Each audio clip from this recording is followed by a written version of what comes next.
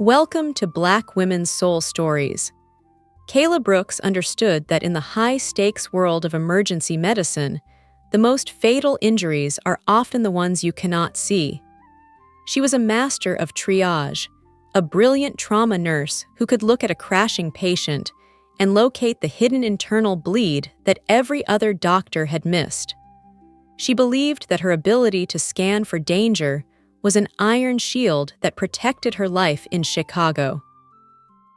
She thought her home was the one sanctuary where she did not need to check for vitals or look for hidden threats. That belief was shattered on a rainy Tuesday night, the moment she walked into her bedroom and saw the father of her children standing over her dresser, his hands prying open the one drawer she kept locked against the world.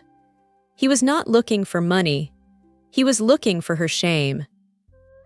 And when he held up the faded blue envelope containing a medical secret, so rare it defied belief, Kayla knew this was not just an invasion of privacy. This was an amputation of her life.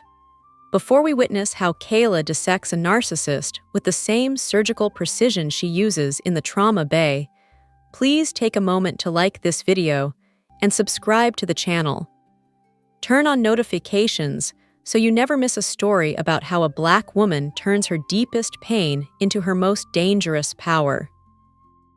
To understand how Kayla fought back, we must first go back to the night her sanctuary was breached. The Chicago wind whipped against the brownstone, rattling the old window panes with a force that felt like a warning. It was nearly midnight. Kayla had just finished a grueling 12-hour shift at Cook County General. Her feet throbbed in her sneakers, and her scrubs carried the faint, sharp scent of antiseptic and exhaustion. She had come home early, driving through the relentless rain with only one thought in her mind. She wanted to kiss the foreheads of her sleeping twins, Leo and Zion, and collapse into the safety of her bed. She climbed the stairs of the silent house, avoiding the third step that always groaned under weight. The babysitter had texted an hour ago that the boys were finally asleep after a chaotic evening. The house felt warm, but as Kayla reached the second-floor landing, the atmosphere shifted. The air felt heavy, charged with a static electricity that made the hair on her arms stand up. It was the same feeling she got in the ER right before a patient flatlined. Light spilled out from under her bedroom door. Her stomach tightened into a hard knot. Devin was not supposed to be here. Devin, the charming neighborhood basketball coach, the father of her twins, the man she had spent 5 years trying to co-parent with, had his own apartment across town. It was an apartment Kayla paid half the rent for, a necessary expense to keep him close to the boys but far enough away to preserve her peace. Kayla pushed the door open. The room smelled of her lavender lotion and the damp humidity of the storm outside. But the visual was wrong. It was sharp and dangerous. Devin was standing by her tall oak dresser. He was not looking at her. He was looking down at his hands. The top drawer, the one Kayla called her God box because it held the documents that proved her existence, had been forced open. The small brass lock was twisted, the wood splintered by the flathead screwdriver that now sat carelessly on her pristine white duvet. Devin turned slowly. He did not jump. He did not look guilty. That was the first red flag that the man she thought she knew had been replaced by something else. He wore a look of mock sadness on his handsome face, the kind of performative disappointment he displayed when his basketball team lost a game by a single point. In his hand, he held a blue envelope. It was crinkled from years of being hidden under birth certificates and tax returns. It was the DNA report from the clinic, dated 4 years ago. Kayla felt the blood drain from her face so rapidly she had to grab the doorframe to keep from swaying. The room seemed to tilt on its axis. That envelope contained the medical anomaly that had haunted her since the twins were born: heteropaternal superfecundation. It was a scientific term for a miracle that society called a scandal. 2 eggs, fertilized by two different men within the same week during a college reunion weekend she had spent years trying to forget. One twin was Devin's, the other was not. Devin, Kayla's voice was a dry rasp, barely audible over the sound of the rain battering the roof. "I was looking for the boys' vaccination records," Devin said. His voice was smooth, low, and terrifyingly calm. "Coach Miller said Zion needs his shot records for the summer league, and instead of records, I found this." He tapped the envelope against his other hand. The soft rhythm sounded like a gavel coming down in a courtroom. "Devin, give me that," Kayla whispered, stepping into the room. Her heart hammered against her ribs like a trapped bird. "That is private medical history. You had no right to break the lock. You had no right to touch my things." "Private," Devin chuckled, but the sound was devoid of humor. It was cold and hollow. "Kayla, baby, this isn't private. This is biblical. This is fraud." He pulled the paper out of the envelope. He pretended to read it, though Kayla could tell by the glint in his eyes that he had already memorized every damning line. Subject A, Leo Brooks, paternity confirmed. Subject B, Zion Brooks, paternity excluded. Devin looked up, his eyes wide with a feigned innocence that made Kayla sick. "My son Zion isn't my son at all, is he? You let me raise another man's seed for 4 years, Kayla. You stood in that church, holding those babies in your matching white outfits, letting everyone tell me how much Zion has my nose, how much he has my temper. He is your son in every way that matters," Kayla pleaded, the tears finally stinging her eyes hot and fast. "You know that. Biology doesn't make a father, Devin. You love him. You have raised him since the day he took his first breath." Devin's face shifted. The mask of the hurt father dropped and the predator appeared. He walked toward her, stepping into her personal space until she could smell his expensive cologne, a scent she had bought him for Christmas. "Love doesn't pay the bills, Kayla, and love certainly doesn't protect a reputation." He leaned down, whispering into her ear, his voice sounding like oil slicking over gravel. "Imagine what the church ladies would say. Imagine what the parents of my players would think if they knew the high and mighty nurse Kayla, the saint of the neighborhood, was getting so busy during homecoming weekend she got pregnant by 2 different men at the same time." Kayla felt a wave of nausea roll through her. He was weaponizing her shame.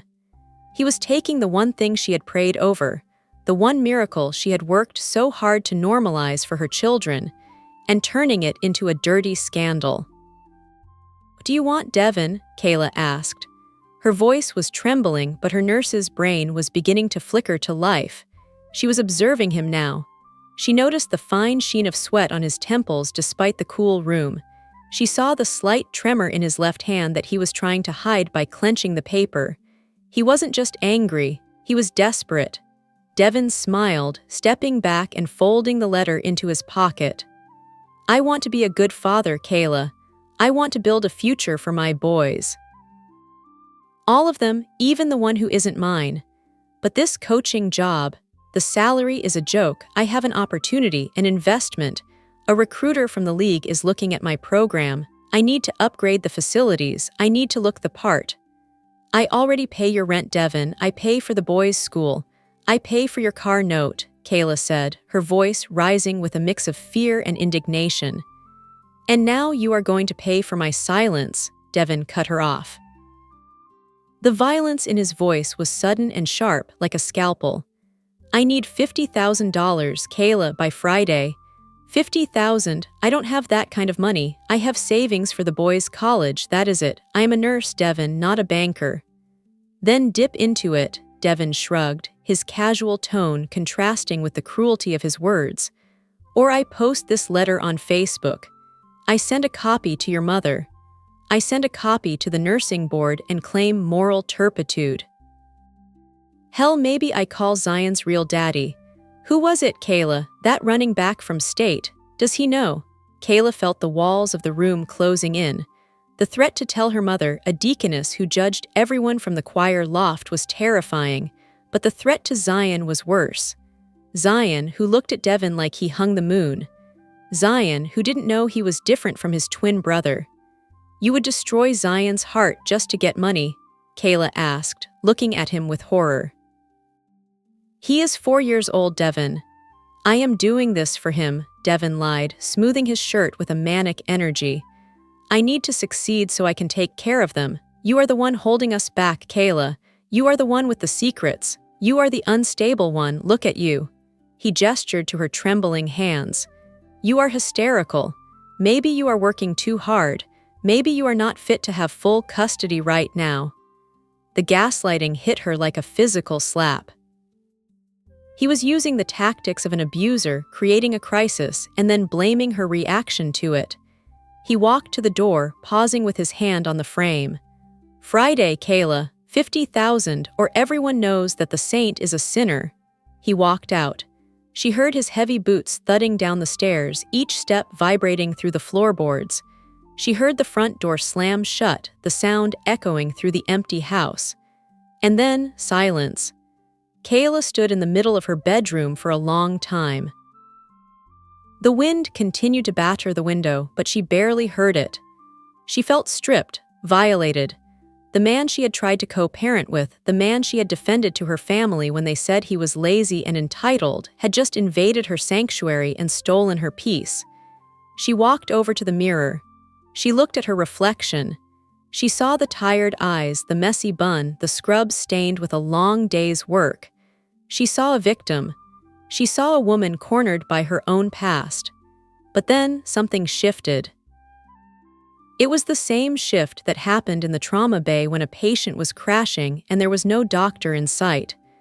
The panic receded, replaced by a cold, hard focus. The tears stopped. The trembling ceased. Kayla Brooks was a nurse. She dealt with blood and guts and death every single day. She knew how to stop a bleed.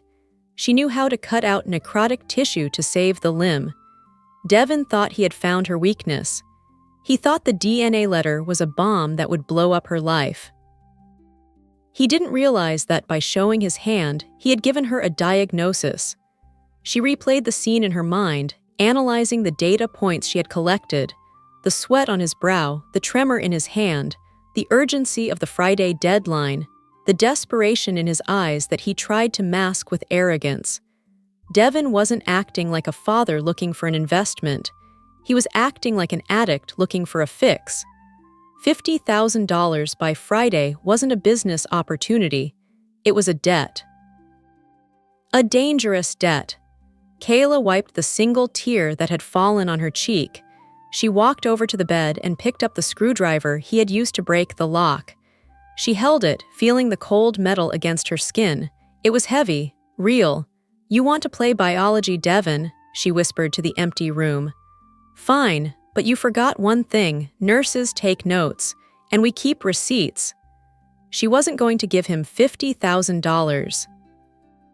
She was going to find out exactly who he owed and why he was shaking, and she was going to use that information to amputate him from her life forever. Kayla reached for her phone. She didn't call the bank. She didn't call her mother. She opened her encrypted notes app and started a new log. She typed the header, Patient 0. Entry 1, the break-in. The tears were gone. The surgery had begun. The next morning, Kayla did not call in sick. She woke up before the sun, her eyes gritty but her mind sharp. She dressed the twins, Leo and Zion, in their matching superhero shirts. As she buttoned Zion's shirt, she looked at his face, the face Devin claimed was a lie. She kissed his cheek, smelling the sweet scent of baby shampoo and innocence. Devin was willing to burn this innocence for cash. That realization hardened Kayla's resolve like concrete setting in the sun. She dropped the boys at daycare and drove to the hospital, but she did not go inside immediately. She sat in her car, the engine idling, watching the rain wash down the windshield. She needed a plan, a nurse's plan: assess, diagnose, treat. She pulled out her phone and dialed a number she hadn't used in 2 years. It belonged to Marcus, a former security guard at the hospital who now worked in digital forensics. He owed Kayla a favor for stitching up his hand off the record one night when he couldn't afford the ER copay. "Kayla," Marcus's voice was groggy. "Is everything okay?" "I need a full background check, Marcus," Kayla said, her voice devoid of emotion. "Financials, gambling debts, hidden accounts, everything." "On who?" "Devin Thomas, my children's father." There was a pause on the line. "Kayla, you know I can't just. He broke into my house last night, Marcus. He threatened the boys." The lie came easily, close enough to the truth to matter. "I need to know what he is running from." "Give me 24 hours, Marcus said, his tone shifting to professional alertness. Kayla hung up and walked into the hospital. She moved through her shift like a ghost. She inserted IVs, checked charts, and comforted grieving families, but her mind was operating on a parallel track. She was building a case. She knew Devin would be watching her. He would be expecting her to panic, to scramble for the money. She decided to give him exactly what he wanted to see. At lunch, she went to the bank. She withdrew $2,000, a fraction of what he asked for, but enough to look like a woman scraping the bottom of the barrel. She made sure to look distressed, asking the teller loudly about loan options, knowing that in their small community, word traveled fast. That evening, Devin came by the house. He didn't come inside. Sat in his car in the driveway, honking twice, their old signal. Kayla walked out, clutching the envelope of cash. The rain had stopped, leaving the air thick and humid. She handed him the envelope through the window. "This is all I could get today," she lied, making her voice tremble. "I need more time for the rest." Devin counted the money quickly, his greedy fingers flipping through the bills. $2,000, this is a joke, Kayla." "It's a down payment," Kayla pleaded, leaning against the car door. "Please, Devin." "Don't tell anyone, I'm trying." Devin smirked, tucking the money into his jacket. He looked at her with a mix of pity and contempt. "You always were slow to catch on, Kayla. Friday, or the letter goes public." He drove off, his tires screeching against the wet pavement. Kayla watched his taillights fade into the darkness. She didn't move until he was gone. Then she pulled out her phone and snapped a picture of his license plate. She noted the time. She noted that he turned left, toward the downtown casino district, not right toward his apartment. She walked back into the house and locked the door. She went upstairs to her God box. She didn't fix the lock. Instead, she placed a single, crisp document inside. It was a bank statement, but it wasn't hers. It was a fabricated statement she had printed at the hospital library, showing a hidden offshore account with a balance of $100,000. She left the drawer slightly. If Devin was going to invade her privacy, she was going to make sure he found exactly what she wanted him to find. She was setting a trap baited with greed. And Devin, with his gambling debts and his arrogance, was going to walk right into it. Kayla went to the kitchen and brewed a cup of tea. She sat in the dark, watching the streetlights flicker. She was no longer just a mother protecting a secret. She was a hunter waiting for the beast to return. And return he would.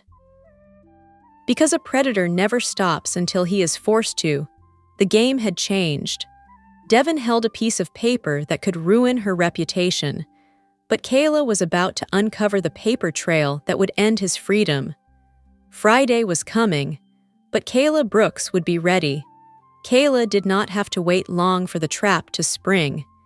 In medicine, a pathogen will always seek out the most vulnerable host, and greed operates with the same biological predictability.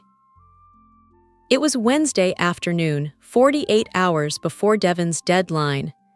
Kayla was in the break room at the hospital, pretending to stare at a vending machine, but her mind was miles away, visualizing the inside of her bedroom drawer.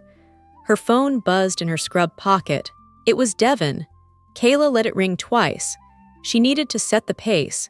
She needed to be the one controlling the dosage of this interaction. On the third ring, she answered, keeping her voice pitched high and anxious. "Devin." "I told you I am at work. I can't talk right now." "We need to talk, Kayla, now." Devin's voice was different today. It wasn't the smooth, threatening whisper from the night of the break-in. It was jagged, breathless, and laced with a manic energy that Kayla recognized immediately. It was the sound of an addict who thinks he has just hit the jackpot. I stopped by the house to drop off Zion's cleats. I went upstairs. Kayla held her breath, not out of fear, but out of anticipation. He had taken the bait. "You went into my room again," she asked, injecting a tremor of fake violation into her voice. "Devin, you promised." "Cut the act, Kayla," he interrupted, his voice dropping to a harsh whisper. "I saw the statement. The Cayman Islands account, $100,000. You have been sitting on 6 figures while I am out here begging for scraps to build a future for our sons." "That money isn't mine, Devin," Kayla lied, spinning the web she had carefully designed. "It is an inheritance from my great-aunt. It is in a trust. I can't touch it. It is for the boys' college." "Trusts can be broken, Kayla," Devin snapped. "And you are going to break it. Forget the 50,000. I want access to that account. I want the login details, and I want them by tonight. Or I swear to God, I will drive straight to the nursing board and show them that DNA test. I will tell them you are a fraud who is hiding assets and living a double life." Kayla closed her eyes and leaned her forehead against the cool glass of the vending machine. He had swallowed the hook, the line, and the sinker. By demanding access to a fraudulent offshore account, Devin was no longer just a blackmailer. He was attempting wire fraud. He was escalating his own crime record, and he didn't even know it.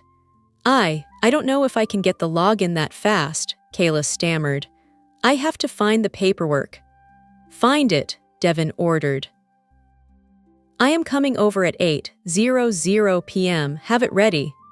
The line went dead. Kayla lowered the phone, her expression shifting from panic to cold, clinical detachment. She walked back to the nurse's station and opened her log. Entry 2, the infection spreads. Subject demands access to fabricated assets. Intent to commit federal fraud established. She didn't go home immediately after her shift. Instead, she drove to a small, nondescript coffee shop near the University District. She sat in the back corner, watching the door. 10 minutes later, a man in a gray hoodie walked in. It was Marcus, her contact from digital forensics. He looked tired, carrying a laptop bag that looked heavy with secrets. Marcus sat down without a greeting. He slid a thick manila envelope across the table. It was the same way Nathan Sterling had slid the evaluation across the desk in the stories she had heard, a transaction of devastating truth. "You were right, Kayla," Marcus said, keeping his voice low. "Your baby daddy isn't investing in a basketball league. He is underwater, deep underwater." Kayla opened the envelope. It wasn't just a credit report. It was a forensic autopsy of Devin's life. He owes $80,000 to a syndicate operating out of the fiery pits of the illegal gambling circuit, Marcus explained, pointing to a highlighted column of numbers. But that isn't the worst part. Look at the last page. Kayla flipped to the back. There were photos. Grainy surveillance shots of Devin meeting with men in expensive suits, men who looked like sharks in human skin. "He isn't just gambling, Kayla," Marcus whispered. "He is fixing games. He is benching his star players during critical quarters to shave points off the spread. He is selling out those high school kids to cover his own debts. If the league finds out, he won't just be fired. He will be banned for life. He might even do time." Kayla stared at the photos. She saw the face of the man who had held her sons, the man who claimed to be a pillar of the community. He was poisoning the future of every young black boy on that team just to save his own skin. The DNA test he held over her head was nothing compared to this. He was accusing her of a biological anomaly while he was committing a systemic betrayal of the entire community. "There is one more thing," Marcus added, hesitating. "He isn't working alone. He has a partner, a woman." Kayla looked up sharply. "Who?" "Vanessa Lewis. She is a teller at the downtown branch of Chase Bank. She has been waiving his overdraft fees and helping him cycle money to make it look like legitimate income. Kayla felt a cold smile touch her lips. Vanessa, the new girlfriend, the one Devin had claimed was just a friend from the gym. He was using her just like he was trying to use Kayla. He was a pathogen that infected every woman he touched, draining them of their resources and their professional integrity. "Can you prove the match fixing?" Kayla asked. "I have the betting logs," Marcus said. "But to nail him, really nail him, you need a witness. You need someone who was in the room when the deal went down, or someone who paid the price for it." Kayla nodded. She knew exactly who that was. She reached into her purse and pulled out a check. "Thank you, Marcus. Keep monitoring the bank account I set up. When he tries to access it tonight, I need the IP address and the location logged." "Consider it done," Marcus said. "Be careful, Kayla. These guys he owes, they don't play." "Neither do I," Kayla said, standing up. "He thinks he is dealing with a scared mother. He forgot that I spend my days keeping people alive. I know exactly how to pull the plug." Kayla left the coffee shop and drove south. She wasn't going home to meet Devin yet. She had one stop to make. She needed a specialist. In the source stories of Black women's survival, there is always an elder, a woman who has walked through the fire and carries the map of the burn patterns. For Kayla, that woman was Mrs. Garrick. Mrs. Garrick lived in a modest bungalow with a perfectly manicured lawn that defied the chaos of the neighborhood. 3 years ago, her son, Tyrell, had been the star point guard of Devin's team. He was destined for the NBA. Then suddenly, during the state semi-finals, Devin had benched him. He claimed Tyrell had an attitude problem. The team lost. Tyrell lost his scholarship offer. His future evaporated overnight. Kayla walked up the concrete path and rang the bell. The rain had started again, a slow, rhythmic drumming that matched her heartbeat. The door opened. Mrs. Garrick stood there, a woman in her 60s with eyes that had seen too much and a spine that refused to bend. She looked at Kayla's scrubs, then at her face. "I know you," Mrs. Garrick said, her voice guarded. "You're the nurse, you're his woman." "I was," Kayla corrected her gently. "Now I am his target, and I think you know exactly what that feels like." Mrs. Garrick studied her for a long moment. She saw the fatigue in Kayla's eyes, but she also saw the steel. She stepped back and opened the door. "Come in out of the rain." The living room was a shrine to Tyrell. Trophies, jerseys, framed newspaper clippings. It was a museum of a dream that had been stolen. Kayla sat on the plastic-covered sofa, clutching her purse. "Devin is blackmailing me," Kayla said, cutting straight to the bone. "He is trying to take my money to pay off gambling debts, but I found out how he got those debts. He was betting against his own team, Mrs. Garrick. He was betting against Tyrell." Mrs. Garrick let out a sound that was half laugh, half sob. She walked over to the mantel and picked up a picture of her son. "I knew it," she whispered. Tyrell swore he never talked back to that man. He swore he was ready to play, but coach, he just sat him down. Tyrell cried for weeks. He works at the warehouse now. His knees are bad from the concrete floors. He should have been in the league. "I am going to stop him," Kayla said. "I am going to make sure he never coaches another child again. But I need proof. I need to know if Tyrell ever heard anything, if he ever saw money change hands." Mrs. Garrick turned, her eyes blazing with a sudden, fierce hope. Tyrell didn't see money, but he saw the tablet. The tablet. Devin always carried a gray tablet, Mrs. Garrick explained. Tyrell saw him on the bus once, right before the championship. He said Devin was looking at a screen with a bunch of numbers and names, but it wasn't plays. It was odds. Tyrell took a picture of it with his phone because he thought it looked weird. He showed it to the principal, but they dismissed him. They said he was just bitter about being benched. "Does Tyrell still have the phone?" Kayla asked, her pulse quickening. "He keeps everything," Mrs. Garrick said. "He is in the garage." 10 minutes later, Kayla held the cracked iPhone of a young man whose dreams had been sold for a parlay bet. The photo was blurry, but it was legible. It showed Devin's gray tablet logged into an offshore betting site. The timestamp matched the date of the semi-final game. The bet was placed against his own team. "This is it," Kayla whispered. "This is the smoking gun." "You take him down," Mrs. Garrick said, gripping Kayla's hand with a strength that surprised her. "You take him down for Tyrell, for all of them." "I will," Kayla promised. "But first, I have to let him think he has won." Kayla arrived home at 7:55 p.m. She barely had time to kick off her shoes before Devin was pounding on the door. He didn't use his key anymore. He wanted her to know he was invading. She opened the door and he pushed past her, bringing the smell of rain and stale cigar smoke into her sanctuary. He was vibrating with adrenaline. "Do you have it?" he demanded, not even looking at her. "The login, the token." Kayla walked to the kitchen counter. She had prepared a folded piece of paper. On it, she had written the username and password for the fake offshore bank portal she had created with Marcus's help. It looked official. It looked expensive. "Here," Kayla said, handing it to him with a trembling hand. "Please, Devin, once you take this, you have to leave us alone. You have to give me the letter." Devin snatched the paper.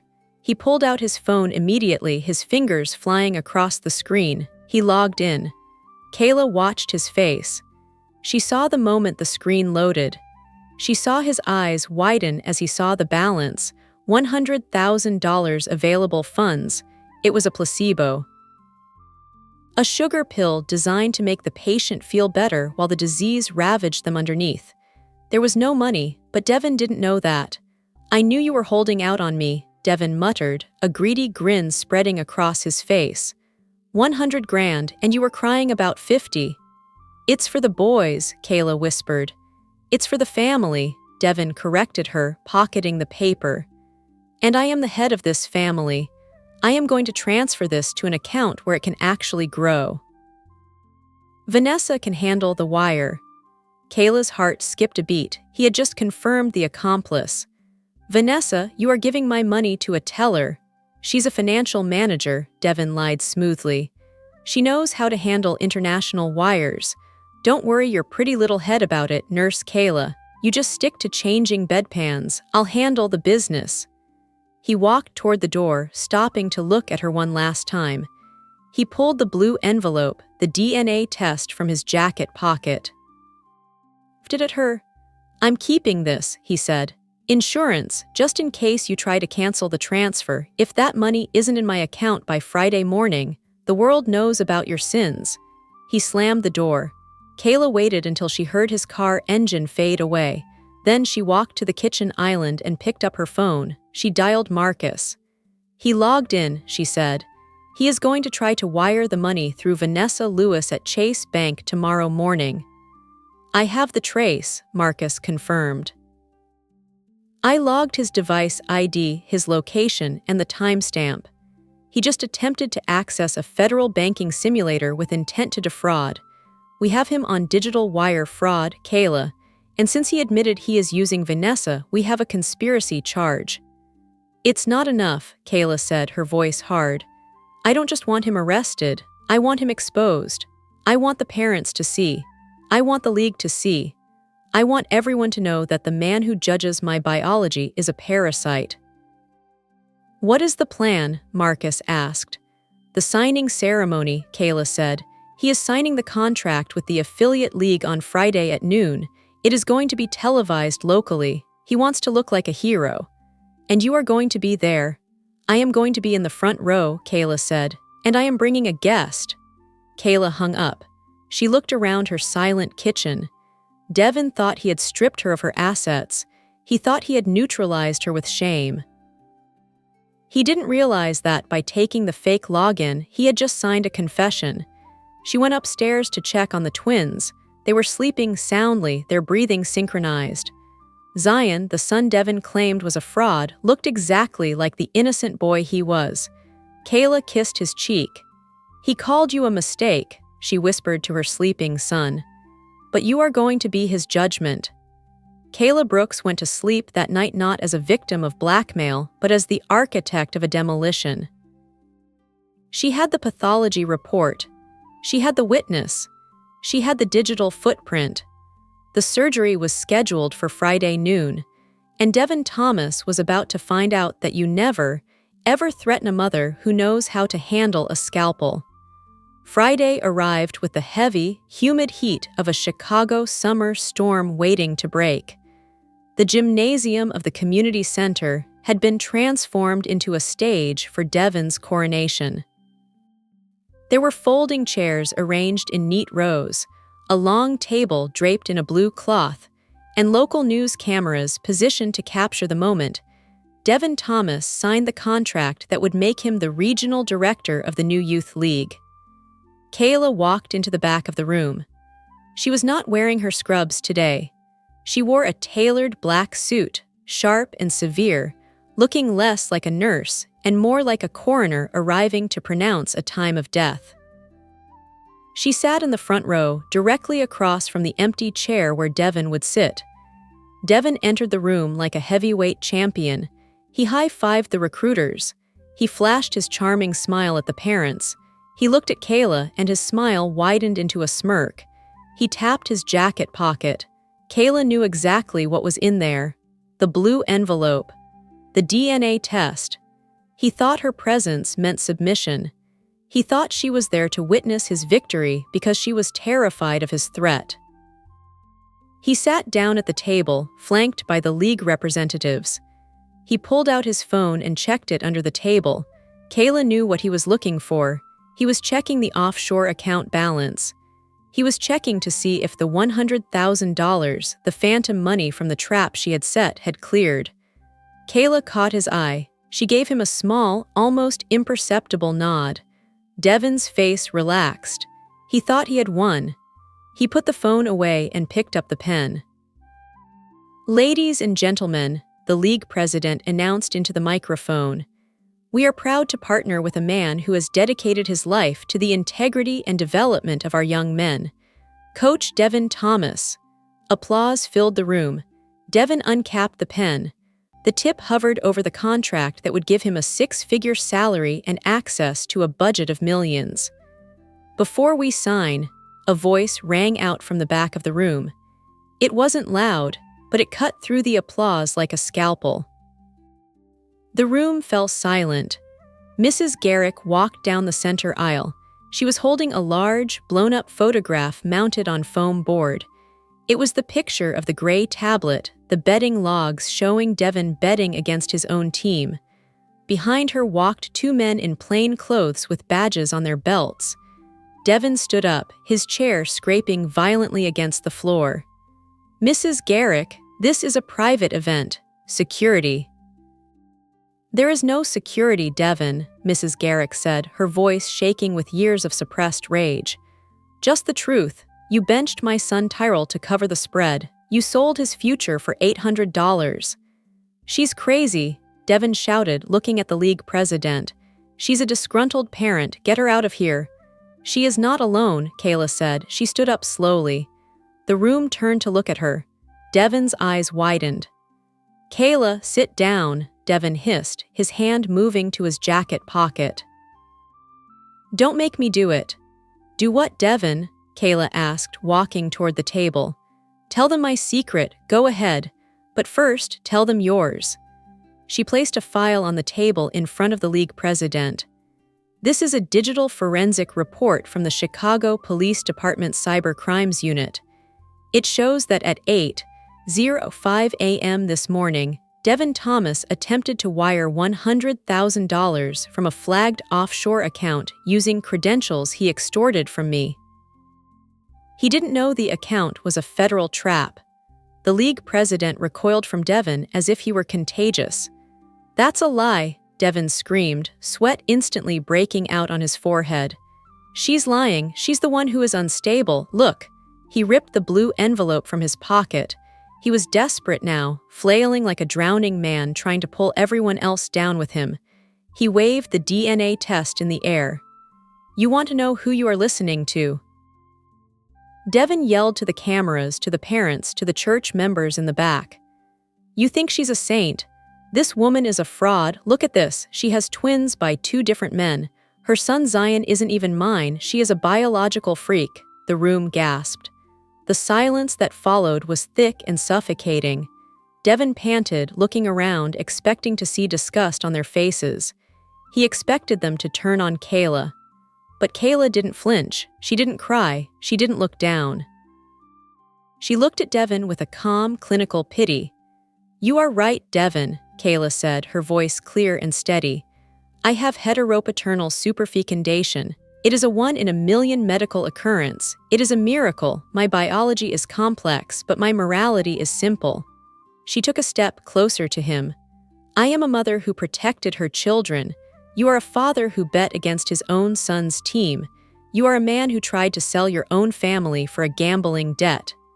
She turned to the crowd.